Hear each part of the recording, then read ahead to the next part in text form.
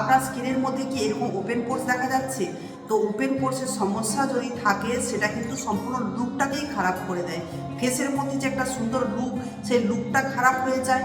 আর তার সাথে সাথে আপনি যদি মেকআপও করেন, সেই মেকআপটাও দাঁড়ায় না এই ওপেন পোর্সের জন্য। তো ওপেন পোর্সের সমস্যা কিন্তু বেশ বড় একটা সমস্যা। তো এইরকমই সমস্যা নিয়ে আমার একজন দর্শক বন্ধু আমায় অনুরোধ করেছিলেন যে আপনি আমাকে একটা ওপেন পোর্সের সমস্যার সমাধান দেখান। আর এই ওপেন পোর্সটা হয় কেন, সবার প্রথমে এটা জানতে হবে। এই ওপেন পোর্স হওয়ার পেছনে মোস্ট যে ইম্পর্টেন্ট কারণটা হলো সেটা হলো স্কিনের পরিচর্যা ঠিকমতো না করা। স্কিনটাকে ঠিকমতো পরিষ্কার পরিচ্ছন্ন অনেকেই করেন না, তার ফলে স্কিনের মধ্যে নোংরা জমে যায়, এই পোর্সের মধ্যে নোংরা জমে যায় এবং ভেতরে চলে যায়। আর সেটার কারণেই কিন্তু ওপেন পোর্স হয়ে থাকে। আর আরও একটা কারণ হলো অতিরিক্ত অয়েল প্রোডাকশন। বিশেষ করে যাদের অয়েলি স্কিন হয়ে থাকে তাদের স্কিনের এই পোর্স থেকে প্রচুর পরিমাণে অয়েল প্রোডাকশন বেরিয়ে আসে বাইরে, তার ফলে এই পোর্সগুলো বড় হয়ে যায়। আর আরও একটা কারণ হচ্ছে জিনেটিক কারণ। জিনেটিক কারণেও কিন্তু এটা হয়ে থাকে। আরেকটা কারণ হলো রৌদ্রুর কারণে, বয়সের কারণেও কিন্তু ওপেন পোর্স হয়। যখন বয়স বেড়ে যায় তখনও কিন্তু এই ওপেন পোর্সগুলো দেখা যায়। আর অনেকের পিম্পলস হয়ে থাকে, সেই পিম্পলসের কারণেও এই ওপেন পোর্সটা ভিজিবল দেখায় খুব পরিমাণে। এই যে সমস্যাগুলো, এগুলো সময় থাকতে থাকতে যদি আপনি না ঠিক করতে পারেন, তাহলে যখন বয়সটা বাড়বে, বয়সের সাথে সাথে কিন্তু এই সমস্যাটা আরও বেশি করে দেখা যাবে। তখন কিন্তু স্কিনটা ভীষণই দেখতে খারাপ লাগবে। তাই এই সমস্যার সমাধান কিভাবে করা যায় ঘরোয়া পদ্ধতিতে, সেটাই আজকে আমি আপনাদের দেখাতে চলেছি। নমস্কার বন্ধুরা, আমি মহুয়া, আপনারা আছেন কল্যাণী মায়ের রূপকথা চ্যানেলে। আশা করছি আপনারা প্রত্যেকে ভালো আছেন। প্রত্যেককে আরও একবার ভালোবাসা জানিয়ে আমি দেখাতে চলেছি এই ওপেন পোর্সের সমস্যার সমাধান কিভাবে আপনারা বাড়িতে বসে করে নিতে পারবেন। তো আসুন, প্রথমেই আমি রেমেডিগুলো স্টেপ বাই স্টেপ দেখিয়ে দিচ্ছি। সবার প্রথমে যেহেতু আমি বলেছি যে অপরিষ্কার স্কিনের জন্যই ওপেন পোর্স হয়ে থাকে, তাহলে নিশ্চয়ই কিভাবে আপনি ডেইলি রুটিনে স্কিনটাকে পরিষ্কার করবেন সেটা আমি আগে জানিয়ে দিচ্ছি।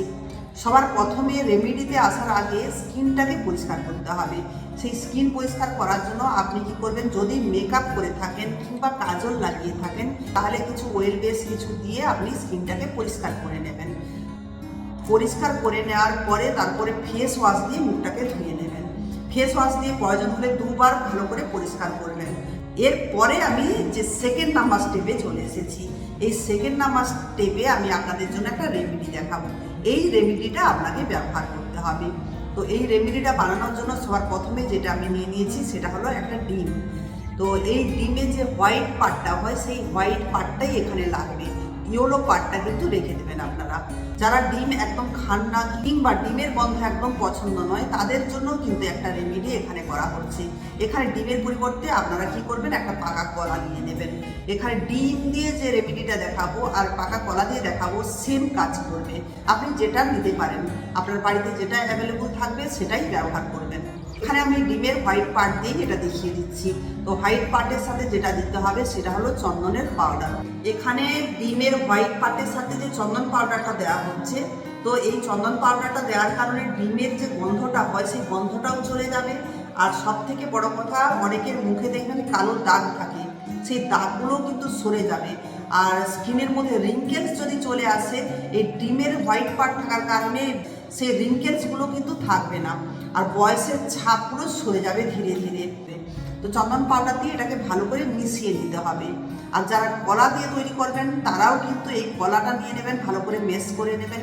ম্যাশ করে নেওয়ার পরে এতে কী করবেন, এই চন্দন পাউডার দিয়ে দেবেন। যদি মনে হয় যে এই চন্দন পাউডারটা দেওয়ার পরে শুকনো লাগছে, সেখানে একটু দুধ দিয়ে দেবেন আপনারা। দুধ দিয়ে ভালো করে এটাকে মিক্সড করে প্যাকটা বানিয়ে নেবেন। আর এই যে ডিমের প্যাকটা আমি বানিয়ে নিয়েছি, সেই প্যাকটাকে আমি এবার ফেসের উপর লাগাবো।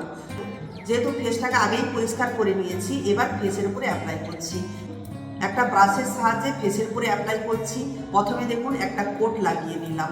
একটা কোট লাগিয়ে নেওয়ার পরে এটা একটু শুকনো হবে। তো শুকনো হওয়ার পরে আবার সেকেন্ড কোট লাগাবো।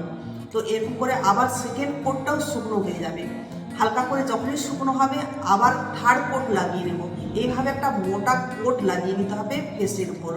আর এই যে প্যাকটা, এটা কিন্তু শুকনো হবে, আর যখন শুকনো হবে একদম টাইট একটা ভাব হবে। তো টাইট ভাব হওয়ার কারণে যে ওপেন পোর্সগুলো হয়েছে সেগুলো মিনিমাইজ হতে থাকবে। আর এই প্যাকটা লাগানোর পরে একটা কাজ করবেন, আপনারা কোনোভাবেই কথা বলবেন না।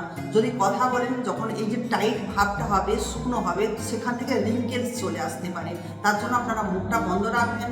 মুখটা বন্ধ রেখে প্রয়োজন হলে একটু শুয়ে পড়বেন। শুয়ে পড়লে আরও বেশি এটা কাজ করবে। আর যদি মনে হয় যে আপনার আন্ডার আই আছে, তো আন্ডার আই ট্রিটমেন্টের জন্য ওই সময় যখন শুয়ে পড়বেন আপনি চোখে দুটো শশা লাগিয়ে নিতে পারেন, কিংবা আলুর যে গোল গোল স্লাইস হয় সেটাও লাগিয়ে নিতে পারেন। আর আমার চ্যানেলে যে রেমেডি দেখিয়েছি, প্রয়োজন হলে সেই রেমেডিটাও চোখের উপর লাগিয়ে নেবেন। প্লাস লাগিয়ে নিয়ে আপনি চুপচাপ শুয়ে পড়বেন। একসাথে দুটো কাজ করবে কিন্তু এখানে।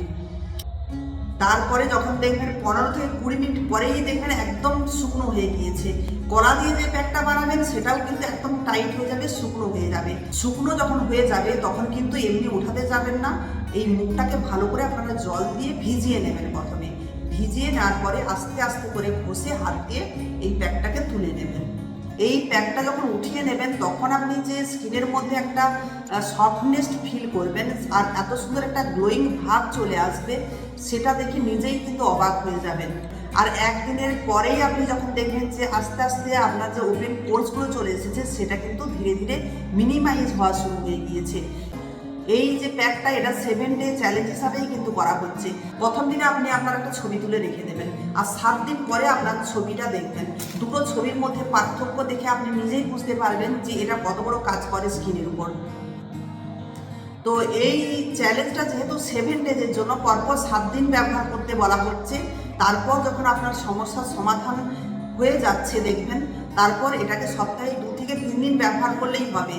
তবে একদম ছেড়ে দেবেন না, যেহেতু ওপেন পোর্সের সমস্যা, ওপেন পোর্স কিন্তু ছেড়ে দিলে আবার চলে আসে। তার জন্য এটাকে কন্টিনিউ আপনাকে করে যেতে হবে। আর এই প্যাকটা উঠিয়ে নেওয়ার পরে যেটা করতে হবে, আপনারা অবশ্যই একটা টোনার ব্যবহার করবেন।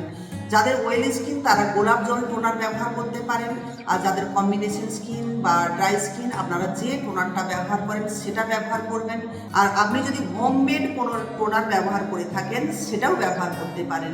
এই টোনারটা যখন শুকিয়ে যাবে তারপরে আপনি কি করবেন, একটা ময়শ্চারাইজার ক্রিম ব্যবহার করতে পারেন। আর যাদের অয়েলি স্কিন তারা নাও ব্যবহার করতে পারেন ময়শ্চারাইজার ক্রিম, তবে ড্রাই স্কিন যাদের আছে তারা অবশ্যই ময়শ্চারাইজার ক্রিম ব্যবহার করবেন। এই প্যাকটা কিন্তু সত্যি দারুণভাবে কাজ করে স্কিনের উপরে। প্রত্যেকেই ব্যবহার করতে পারেন এই প্যাকটা।